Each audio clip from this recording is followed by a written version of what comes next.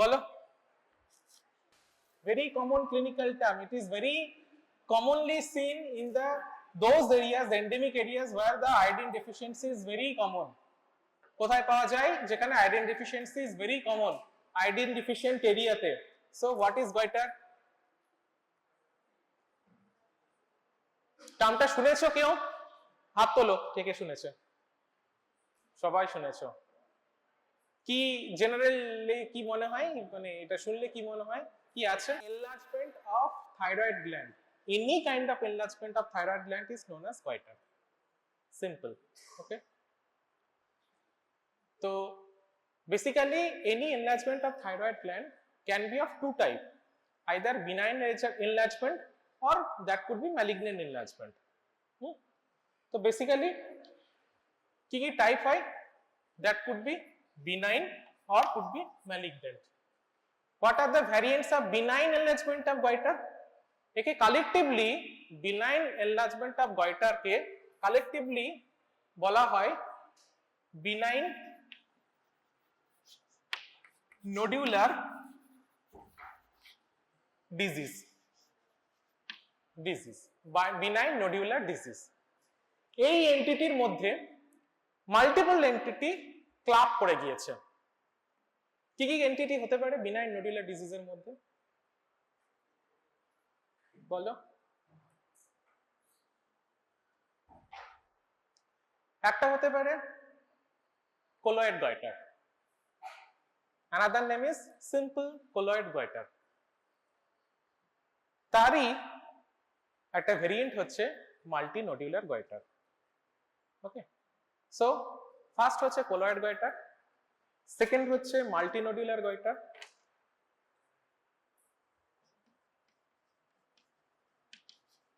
Colloid goitre, multi nodular goitre, toxic thyroid nodule, even in case of autoimmune thyroiditis. And fifth would be Graves disease. Usually এই last যে দুটো বললাম, autoimmune thyroiditis and Graves disease, these two entity clinically present as diffuse enlargement of thyroid. These two clinical entity present as diffuse enlargement of thyroid. কোন দুটো? autoimmune thyroiditis, Graves disease. But first তিনটে, colloid goitre, multinodular goitre, toxic thyroid nodule, they actually present as either a single solitary swelling involving a particular lobe or multiple solitary nodular swelling involving one or both lobe. So they are not diffuse, they are localized to a one lobe or multiple lobe, that could be right lobe, left lobe, isthmus, anywhere. But last two entity, autoimmune thyroiditis and Graves disease, they are usually present as diffuse thyroid enlargement. They might not be palpated as nodular disease. There might be simple enlargement of thyroid gland, but when we do any FNAC or any intervention like radiological intervention এর first যেটা হয় যে USG, অথবা আমরা যখন FNAC করি সেখানে দেখা যায় যে এখানে একটা মাল্টিপল নোডিউলস, বা যদি আমরা হিস্টোপ্যাথোলজি করি মাল্টিপল নোডিউলার স্ট্রাকচার আমরা আইডেন্টিফাই করতে পারি। Okay, so this are basically benign nodular disease. ম্যালিগন্যান্টের মধ্যে তোমাদের জন্য যেটা ইম্পর্টেন্ট সেটা হচ্ছে কার্সিনোমা। ঠিক আছে, তো আজকের টপিক এইটা, colloid goitre and multinodular goitre. Usually they are seen in the iodine deficient area. Iodine deficient area ইন্ডিয়াতে কোথায় আছে? Hilly area, Himalayan foot hills গুলোতে, they are very iodine deficient area. সেখানে কি হয়, কেন হয়, একটু প্যাথোফিজিওলজিটা বলো। কি হয়, হ্যাঁ, যখনই আয়োডিন ডেফিসিয়েন্সি হচ্ছে, that means the normal production of T3 and T4 is diminished due to deficiency of iodine. So deficiency of iodine, that causes decreased production of T3 T4. That means they are controlled by which hormone? TSH. From TSH liberated from kotha theke? Anterior pituitary. So they are giving signal to anterior pituitary, and anterior pituitary producing much more amount of TSH. So increase production of TSH. This TSH actually binds with the TSH receptor. Excessive TSH binds with the TSH receptor. They binds with TSH receptor. Question হচ্ছে এই TSH receptor কোথায় থাকে? TSH receptor কোথায় থাকে? TSH receptor কোথায় থাকে?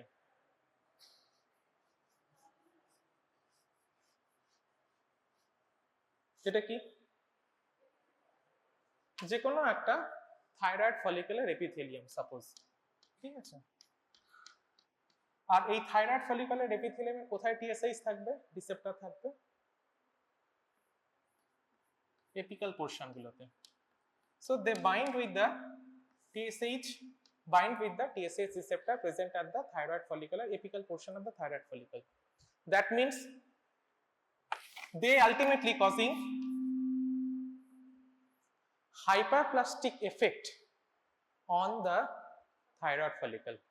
Thyroid follicular number of thyroid follicle cell বাড়তে থাকবে। They causing the increased number of thyroid follicular cell. This is basically a type of stimulation, and তার cellular adaptation কি হবে? Thyroid hyperplasia হবে। কিসের hyperplasia হবে? Epithelial cell এর hyperplasia হবে। So এই thyroid follicular epithelial cell গুলো multiple epithelial cell হিসেবে নাম্বার বাড়বে, অথবা ফলিকল গুলো total number of the follicle বাড়বে। ইনিশিয়ালি কি হবে? Total number of the follicle বাড়বে, or number of the cell বাড়বে।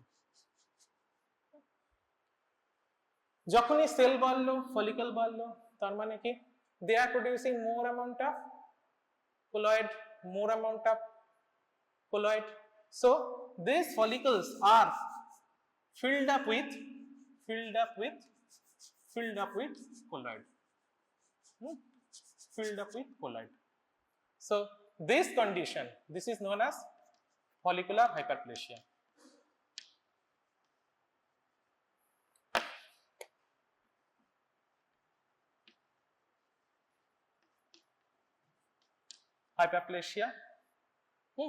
That means the number of follicle increases and they are filled up with thin colloid.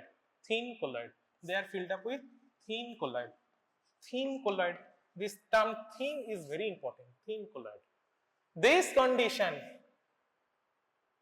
condition is known as colloid goiter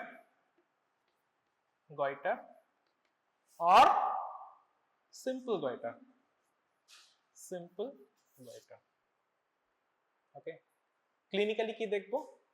কোন একটা particular লোবে একটা swelling হয়েছে, and that swelling consists of, they are filled up with, not consist of, they are filled up with thin colloid, just thin colloid. Okay, so this is stage number 1. এটাকে বলা হয় colloid goiter। কেন হয়? Deficiency of iodine causing the decreased production of T3, T4, TSH. Subsequently, the anterior thyroid is producing high amount of TSH. That TSH binds with the apical portion of the TSH receptor present at the apical portion of the thyroid follicular cell and causing the hyperplastic effect. Total number of the thyroid follicle increases and gradually these thyroid follicles কি হবে, they are filled up with thin colloid. So initially তারা ছোট থাকবে, colloid যত বাড়তে থাকবে তত কি হবে, এবার একটু মুছছি এটা, হ্যাঁ, colloid যখন filled up হতে থাকবে, gradually filled up হতে থাকবে, তখন ছোট ছোট colloid যে filled colloid follicles গুলো, সেগুলো কি হবে, they will get distended, they will distend, right, they will get distant. তো প্রথমে তো একটা হাইপারপ্লাস্টিক ফলিকল, ছোট ছোট ফলিকল, এর ফলিকলের মধ্যে কি আসছে, ছোট ছোট অল্প অল্প কোলয়েড প্রথমে প্রডিউস হচ্ছিল।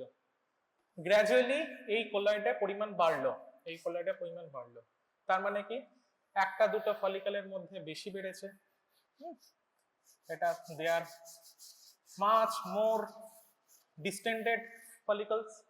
হ্যাঁ, ফলিকল যখন ডিস্টেন্ডেড হবে তখন এই কোলয়েডের প্রেসারের জন্য নরমালি, আগে এটা বলো, নরমালি যে থাইরয়েড ফলিকুলার সেলগুলো কি হয়, কিউবয়েডাল টু কলামনার হয়, যদি হাইপারপ্লাস্টিক খুব হয় তখন একটু কলামনার পোর্শন হয়, আদারওয়াইজ কিউবয়েডাল হয়। কিন্তু এই ক্যাভিটিটা কোলয়েড দিয়ে ফিল্ড আপ হয়ে আছে, ঠিক আছে, they are filled up with colloid and colloid giving a pressure over the lining epithelium. So এর উপরে যদি একটা প্রেসার পড়ে, প্রেসারে কি হবে জিনিসটা, লো কলামনার হবে ইনিশিয়ালি, তারপর কি হবে, কিউবয়েডাল হবে, এরকম কিউবয়েডাল হয়ে গেল, তার পরে যদি প্রেসার পড়ে তাহলে কি flattened. So gradually transition কি হচ্ছে, high columnar, low columnar, cuboidal, flattened, and কি হচ্ছে, এরকম যেন মনে হবে ডট ডট ডট ডট, মানে কি শুধু নিউক্লিয়াস আছে এবং ফ্ল্যাটেন্ড হয়ে গেছে লাইনিং এপিথেলিয়ামটা, and the whole cavity is filled up with colloid. Okay, আচ্ছা, কোন একটা পার্টিকুলার ধরো থাইরয়েড লোব আছে, এখানে ধরো একটা, এটা থাইরয়েড লোব, এখানেই ধরো একটা কোলয়েড সিস্ট, এটাকে আমরা সিস্ট বলি কেন, it's filled up with colloid, so this is known as colloid cyst. এই কোলয়েড সিস্টে কি করছে, ডিস্টেন্ডেড হয়ে আছে, তার চারপাশে কি নরমাল কিছু কোলয়েড ফলিকল থাকবে, কোলয়েড ফিল্ড নরমাল ফলিকল থাকবে, সেগুলো কি হবে, কিছু ফলিকল, এখানে তো নাম্বারও বেড়েছে, ফলিকলের নাম্বার তো বেড়েছে, বাট ফলিকলগুলো ডিস্টেন্ড হতে পারছে না। Though the number has been increased, those follicles cannot be distended due to the pressure effect of this cyst. So they are compressed. So small follicle গুলো কি হবে, compressed হয়ে গেল, but a large follicle is filled up with cyst. Now এই TSH, it's a hormone. Hormone কি সবসময় বডিতে একটা সাস্টেন্টলি হাই কন্ডিশনে থাকে, they are not maintained at the high condition each and every time throughout the whole life, কখনোই একটা মানে হাই লেভেলে থাকে না, there should be a fall. So TSH লেভেলেরও ডেফিনেটলি ফল হবে যখনই এই থাইরয়েড ফলিকলগুলো, কেন ফল হচ্ছে, number is producing, so some amount of the T3 T4 is also producing, কি হচ্ছে কি হচ্ছে না, T3 T4 producing. So normally যে লেভেলটা ডেফিশিয়েন্ট হয়ে গিয়েছিল T3 T4 এর, সেটা আবার গ্র্যাজুয়ালি একটা স্ট্যাটু লেভেলে আসছে, তখন কি ওই যে নেগেটিভ ফিডব্যাক, এই নেগেটিভ ফিডব্যাকটা অ্যান্টিরিয়র থাইরয়েডে যাচ্ছে, টিএসএইচ কি হচ্ছে, প্রোডাকশন কমে যাচ্ছে। সো সাপোজ এখন কি হলো, টিএসএইচ প্রোডাকশনটা কমে গেল, তাহলে কি হবে, এই যে ফলিকল গুলো সেগুলো কি T3 T4 টিএসএইচ আগেকার মতন তৈরি করতে পারবে না, তার মানে কি this condition is known as involution. This thyroid মানে colloid, they are not distending at that level, তার পরিবর্তে কি হচ্ছে, there will be some amount of involution, মানে এর মানে সাইজটা অ্যাপারেন্টলি রিডিউস করলো, এর সাইজটা অ্যাপারেন্টলি একটা রিডিউস করলো, এর সাইজ যখন অ্যাপারেন্টলি রিডিউস করেছে তখন কি হবে, তার উপরে যে চারপাশে যে মানে তার থেকে কিছুটা দূরে এখানে যে ধরো ফলিকল গুলো সেগুলো নর্মাল কন্ডিশনে আছে, কিন্তু এই ইন বিটুইন যে এরিয়াটা আছে সেটা তো কম্প্রেশনে ছিল। হ্যাঁ, সেই কম্প্রেশনের এরিয়ার মধ্যে যে ফলিকল গুলো কম্প্রেসড অবস্থায় ছিল সেখানে অলরেডি একটা ব্লাড সাপ্লাই ডিক্রিজ ছিল। ব্লাড সাপ্লাই যখন কোনো জায়গায় ডিক্রিজ হয় তার মানে কি, সেখানে একটা ইনফ্লামেশন হয় অলরেডি। ইনফ্লামেশন যখন এরকম ক্রনিক কন্ডিশনে থাকে তখন তাকে কি বলে, ক্রনিক ইনফ্লামেশন বলে। ক্রনিক ইনফ্লামেশন সবসময় গ্র্যানুলেশন টিস্যু ফর্মেশনের সঙ্গে সাইড বাই সাইড থাকে। তার মানে কি, এই যে ইন বিটুইন এরিয়া, এখানে একটা ডিস্টেন্ডেড ফলিকল, এখানে একটা নর্মাল ফলিকুলার স্ট্রাকচার, তার মধ্যে এটা ডিস্টেন্ডেড, এটা নর্মাল ফলিকুলার স্ট্রাকচার, তার মধ্যে একটা ক্রনিক ইনফ্লামেশনের পরে সেখানে কি হয়েছে, ফাইব্রোসিস হয়েছে। So this in between septa could be fibrosed, okay. এছাড়া কি হতে পারে, এই যে এর মধ্যে যখন ইনভলিউশন হবে তখনই তার মধ্যে একটা এরিয়াটা কম্প্রেসড হয়ে যাচ্ছে, যখন তখনই কিছু ব্লিডিং হয়, হ্যামারেজ হয়, একে বলা হয় haemorrhagic degeneration. So some of the areas could be undergo hemorrhagic degeneration. So there could be an follicle filled area, there could be an hemorrhagic degeneration, there could be an subsequent, by the area of involvement there might be an area of fibrosis, and some area is apparently normal looking. এটাকে যখন clinically আমরা feel করব তখন দেখব যে এই এরিয়াটাই hyperplastic হয়ে আছে, এই এরিয়াটা আবার নর্মাল হয়ে আছে, এখানে আবার একটা এরিয়া আছে সেটা হাইপারপ্লাস্টিক হয়ে আছে, এখানে একটা এরিয়া আছে নর্মাল হয়ে আছে। এই যে হাইপারপ্লাস্টিক এরিয়া আছে, they will feel as a nodule. TSH এর ফল হলো তখন ইনভলিউশন হবে। আবার দেখো, ভেবে দেখো, ইনভলিউশন তো হলো, এখান থেকে কিছুটা কম্প্রেশন হলো, কোলয়েড বেরিয়ে গেল, ফিল্ড আপ কোলয়েডটা কমে গেল, রিডিউস করে গেল। যখনই টিএসএইচ কমে যাচ্ছে, this areas are not normal. তাহলে পিছন থেকে তোমাদেরকে ঠেলা না মারলে, পরীক্ষা না আসলে তোমরা যেমন পড়ো না, পড়াশোনা থামিয়ে দাও, একই রকম ভাবে ফলিকল গুলো পড়াশোনা কাজ করা থামিয়ে দেবে, টিপো বন্ধ করে দেবে, ঠিক আছে। গ্র্যাজুয়ালি কি হবে, টিএসএইচ আবার রাইজ করবে, আবার কি হবে, একই সাইকেল, ভিশিয়াস সাইকেলের মতন ঘুরতে থাকবে। So this cycle consists of one involution and then papillary hyperplasia. Involution, hyperplasia, not papillary, sorry, follicular hyperplasia, involution, follicular hyperplasia. আর যতবার মাল্টিপল ইনভলিউশন ফলিকুলার হাইপারপ্লেসিয়া হবে তখনই কিছু না কিছু হ্যামারেজ হবে, কিছু না কিছু ক্রনিক ইনফ্লামেশন হবে, কিছু না কিছু ফাইব্রোসিস হবে। So gradually that area is becoming a very nodularistic appearance on filling, and histologically is a very defined subtype from the simple colloid goiter. This is known as multinodular goiter, or that could be histologically known as adenomatoid goiter. Adenomatoid means they are looking like glands, some things they are looking like glands like architecture. That is why it is known as adenomatoid goiter or multinodular goiter. So this is the second stage. Third stage কি হতে পারে, this is up to this stage is very common, up to 90 even 99% case, 95% কেসে এই second stage পর্যন্তই থাকে। Third স্টেজে কি হলো, সাপোজ এই একটা পার্টিকুলার এরিয়া যেখান থেকে ইনিশিয়েশন শুরু হয়েছিল, এখানে কিছু একটা মরফোলজি চেঞ্জ হলো। কি চেঞ্জ হলো, this area are not responding from the in vivo TSH. বডিতে যে TSH প্রোডাকশন হচ্ছে, that TSH is not, that area is not responding to that TSH. So this area become autonomous. Say autonomously TT-TPO TSH high বাড়তে থাকলো, they are producing the TT-TPO TSH autonomously, and they are not responding to the in vivo physiological response of normal TSH production from anterior pituitary has been lost. This is known as toxic nodular goiter. Why toxic? They are itself producing some increased level of TSH. This TSH are compelling the other adjacent follicles to produce T3T4 in a high amount.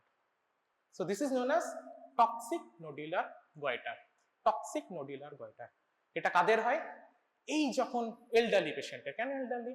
অনেক দিন আগে শুরু হয়েছিল simple goitre, treatment হয়নি, involution hyperplasia cycle repeatedly হচ্ছিল, হতে হতে একটা পার্টিকুলার এরিয়াটা অটোনমাস হয়ে গিয়েছে। ঠিক আছে, কোনো একটা এরিয়ার মধ্যে যখন অনেক দিন ধরে আনরেস্ট থাকে, আরজি করে অনেক দিন ধরে ধরো আনরেস্ট থাকছে, ঠিক আছে, কোনো কিছু মানে সলভ হচ্ছে না, ওই এরিয়াটা অটোনমাস হয়ে যাবে, নিজেই নিজের ডিসিশন নেবে। তখন যে কোনো জায়গায় কোনো এরিয়া যখনই মানে আনরেস্ট, এটা তো it's an area of unrest, এখানে যখন আনরেস্ট নর্মাল ফিজিওলজিক্যাল কন্ডিশনে নেই, দীর্ঘদিন ধরে এইভাবে থাকে, তখন এরিয়াটা নিজের মতন ডিসিশন নিতে শুরু করে। This is the condition known as toxic nodular goitre. Toxic nodular গয়টারে কি হয়, আলটিমেটলি কি হয়, এখানে যে এক্সিস্টিং ফলিকল গুলো থাকে, সেই ফলিকলের ক্যাপাবিলিটি হারিয়ে যায়, আলটিমেটলি T3T4 এর প্রোডাকশনের ক্যাপাবিলিটি হারিয়ে যায়। They are producing high amount of TSH, but TSH কাদের উপর কাজ করবে? যে সেলগুলোর উপর কাজ করবে, তাদের নরমাল T3T4 প্রোডাকশনের ক্ষমতাটা কমে গিয়েছে। So this condition actually clinically presents as hypothyroidism. Hypothyroidism. They are producing high amount of TSH, but T3T4 level is very low in blood. So toxic nodular goiter clinically initially present as high TSH level, but ultimately gradually they present as hypothyroidism. Okay, so this condition hypothyroidism er second most condition. যদি তোমাদের এবার question করে what are the causes of hypothyroidism, first cause কি বলবে? Anyone? This is the second most cause. The first most common cause কি? হ্যাঁ, জোরে বলো, কেউ একজন বলো, জোরে বলো।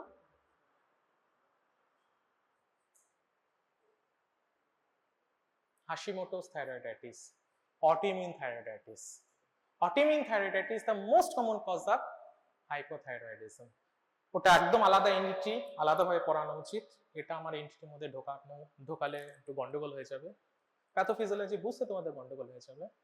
এই এন্টিটিটা ভালো করে মনে রাখো। তাহলে তিনটে ফেজ থাকলো।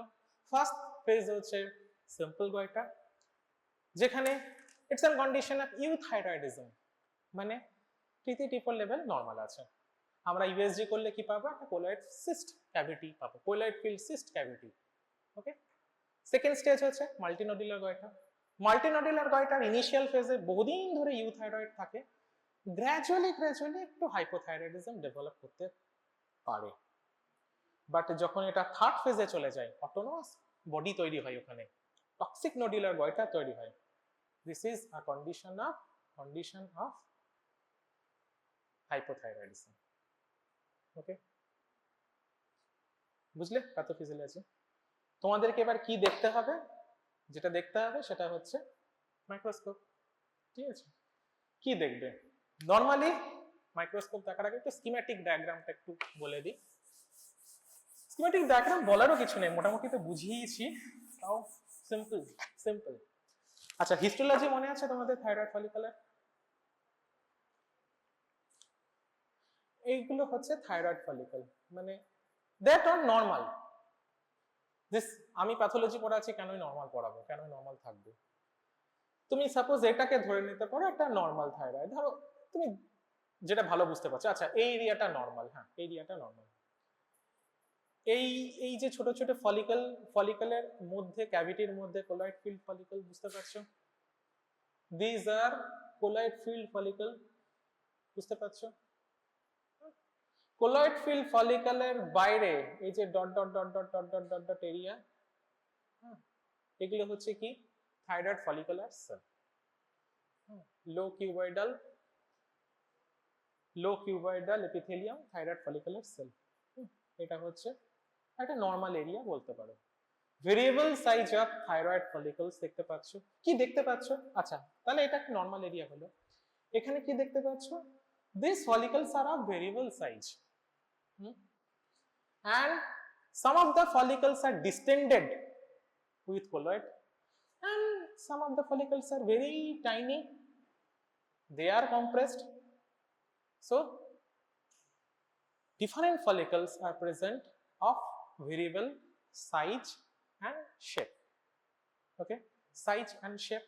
Some of the follicles are distended with the colloids, and some of the follicles are compressed due to the secondary effect of distended follicles. Okay, now দেখো এই একটা নোডিউলের মতন তৈরি হয়েছে, distinction compression, distinction compression, distinction compression, distinction compression. এই জায়গাটা আবার distended, এই জায়গাটা আবার কম্প্রেসড, কিন্তু তার চারপাশে দেখাটা নোডিউলের মতন তৈরি হয়েছে। কেন নোডিউলের মতন তৈরি হয়েছে? কারণ এই যে এরিয়াগুলো দেখতে পাচ্ছ, একটা সেপ্টা, এই যে সেপ্টা, এগুলোকে বলা হয় সেপ্টা। কেন সেপ্টা তৈরি হয়েছে? ওই ফাইব্রোসিসের জন্য। আর ঠিক সেপ্টার মাঝখানে মাঝখানে দেখো কিছু ব্লাড, মানে এখানে কি ছিল? কি ছিল? গ্রানুলেশন টিস্যু ছিল। গ্রানুলেশন টিস্যু মানে কি? তার মধ্যে নিউ ভাস্কুলারাইজেশন হয়েছিল। সেই নিউ ভাস্কুলারাইজেশন থেকে কিছু এক্সট্রা, কি বলবো, এক্সট্রা ভেসেলে, হ্যাঁ, এক্সট্রা ভাস্কুলার হ্যামারেজ হয়েছে। This hemorrhages, foci of hemorrhages can be noted here along the septum. Even within a ফলিকলের মধ্যে, উইদিন আ ফলিকলের মধ্যে যদি এটা প্রচন্ড ডিস্টেন্ডেড হয়ে যায়, এই ডিস্টেন্ডেড এরিয়াটা এই কম্প্রেসড এরিয়াটার মধ্যে প্রেসার ক্রিয়েট করবে, হ্যাঁ কি না করবে? তার মানে কি? It is compressing over the vessels which are supplying this compressed area. So that compressed area actually undergoing some ischemic changes. যখনই কোনো জায়গায় ischemic চেঞ্জ হয়, তাহলে সেখান থেকে কি হতে পারে? অ্যাকচুয়ালি কনজেশন হতে পারে। আর কনজেশন যখন এক্সট্রিম লেভেলে যায়, তখন সেখান থেকে অ্যাকচুয়ালি এক্সট্রাভাস্কুলার হ্যামারেজ হতে পারে। So pocket of extravascular haemorrhage, that is pocket of haemorrhage and even pocket of fibrosis can be seen surrounding these nodules. So বুঝতে পারলে? This is clear cut case of, খুব সুন্দর clear cut case of multinodular goitre. Web প্যাথোলজিতে দেখবে খুব সুন্দর সুন্দর ওদের পিকচার থাকে, self explanatory pictures, photomicrogram of multinodular goitre. এটা তোমাদেরকে রেসপেক্টিভ ক্লাসে স্লাইড দেখানো হবে। আমার কাছে স্লাইডটা ছিল, মানে খুঁজে পাচ্ছি না, ভালো স্লাইড তোমাদেরকে দেখানো হবে, ঠিক আছে? আচ্ছা, এইখানে দেখো কি হয়েছে। এরই একটা হায়ার, মানে এখানকারই একটা এই এরকমই একটা ছোট জায়গার, এই যে ছোট জায়গা, সেটাকে একটা হায়ার, মানে 40x এ হাই পাওয়ারে দেখানো হচ্ছে। আচ্ছা, এটা হচ্ছে colloid, thin colloid. Thin colloid, these are the follicles, একটা বড় একটা follicle, ফলিকলে they are lined by cuboidal epithelium। একদম কোলয়েডের এই ফলিকলের একটা গায়ে দেখো এখানে একটা হাইপারপ্লাস্টিক এপিথেলিয়ামের হাইপারপ্লাসিয়া হয়েছে, থাইরয়েড ফলিকলের এপিথেলিয়ামের হাইপারপ্লাসিয়া হয়েছে। এবং এর আর্কিটেকচারটা না দেখো কেমন একটা কিব্রিফর্ম বলা হয়, কুকি কাটার আর্কিটেকচার, কিব্রিফর্ম আর্কিটেকচার। হ্যাঁ, কিছু কিছু ক্ষেত্রে যেন মনে হতে পারে প্যাপিলা তৈরি হয়েছে, প্যাপিলা তৈরি হয়েছে। But this area is not very malignant. এখানে কোনো ম্যালিগন্যান্সির জন্য যে জেনেটিক চেঞ্জ, প্যাপিলারি কার্সিনোমার জন্য যে জেনেটিক চেঞ্জ, সেই জেনেটিক চেঞ্জ কিন্তু এখানে দেখা যায় না, ঠিক আছে? এই যে hyperplastic follicular area within a simple or most commonly it is seen in the multinodular goiter, it can be seen even in case of simple goiter also. Simple গয়টারে পাওয়া যাবে না, অ্যাকচুয়ালি খুব কম পাওয়া যায়, মাল্টিনোডুলার গয়টারে পাওয়া যায়। কেন? অবভিয়াস রিজন, হ্যাঁ, এগুলো যখন হাইপারপ্লাসিয়া হয় তখন this hyperplastic area may undergo this tufting papillary configuration. Hyperplastic follicles given a tufting papillary configuration. This is known as Sanderson polster. Sanderson polster in micro কি বলে মাল্টিনোডুলার গয়টার, স্যান্ডারসন পলস্টার। এটাকে গুলিয়ে ফেলা যেতে পারে প্যাপিলারি কার্সিনোমা থেকে, ঠিক আছে, but this is not papillary carcinoma, this is very benign thing, hyperplastic foci known as Sanderson polster. ওকে, তাহলে লাস্ট একটাই কোশ্চেন থাকবে, ক্লিনিক্যালি কি কি থাকবে, ক্লিনিক্যালি কি নিয়ে প্রেজেন্ট করবে। দি ইনিশিয়ালি প্রেজেন্ট অ্যাজ, বাজে লাগবে দেখতে, কসমেটিক প্রবলেম, এত বড় একটা গলগণ্ড রোগ বলা হয়, that is a cosmetic problem. So cosmetic সার্জনের কাছে আসেই কসমেটিক প্রবলেম নিয়ে, কিন্তু তার অনেক থাকে, মানে ফুট হিলেলিয়া বা হিলি রিজিয়নে যারা বহুদিন ধরে এর সঙ্গে আছে, তার সঙ্গে কসমেটিক প্রবলেমের থেকেও যখন গ্র্যাজুয়ালি একটা সাইজ অনেক বড় হয়, তখন কি হবে, they are compressing over the oesophagus and trachea. So dysphagia and dyspnoea, dysphagia and dyspnea. This is the most important clinical presentation, dysphagia and dyspnea. Even they increase as such that they are growing in the retrosternal area also. They are giving compression about the esophagus and trachea. Okay. আর কি থাকবে, যদি কি বলেছিলাম অনেক দিন ধরে প্রসেসটা চলতে থাকে, that patient clinically presents with hypothyroidism. All features of hypothyroidism কি হবে, cold and clammy skin, বলো আর কি কি হয়, হ্যাঁ, হার্টবিট কম হবে, আর ল্যাথার্জি থাকবে, হ্যাঁ, ফিমেল পেশেন্ট হলে তার একটা পলিমেনোরেজিয়া বা মেনস্ট্রুয়াল অ্যাবনর্মালিটি থাকবে, হ্যাঁ, তো lots of problems related to the hypothyroidism. What are the complications? Complication কি হবে, একটা কমপ্লিকেশন বলেই দিয়েছি, autonomous body toxic nodular goitre. Second complication কি হবে, এটা একটা কমপ্লিকেশন যে they are compressing over the neck, dysphagia, dyspnoea etcetera. Third complication কি হতে পারে, এই যে এরিয়াগুলো দেখছো, দে are not, they R hyperplastic. এইবার তোমরা চলে যাও সেই ফার্স্ট পেপারে, যখনই কোনো এরিয়া রিপিটেড হাইপারপ্লেসিয়া হয়, সেই হাইপারপ্লেসিয়া কি হতে পারে, they going to phase of dysplasia also. So this papillary condition undergo some carcinomatous condition known as papillary carcinoma of thyroid. So they might be an foci of papillary carcinoma of thyroid. So carcinomatous changes might be there.